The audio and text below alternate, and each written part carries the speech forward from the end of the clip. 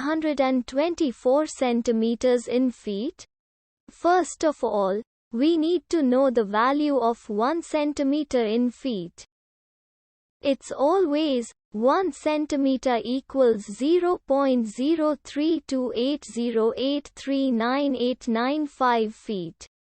Now we have to multiply 0.03280839895 by 324.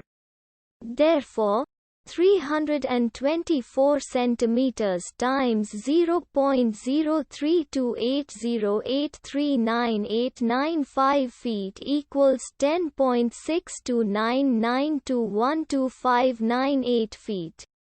So, in other words, 324 centimeters equals 10.6299212598 feet. We hope you have enjoyed this video. Please like and subscribe to our channel for more videos like this.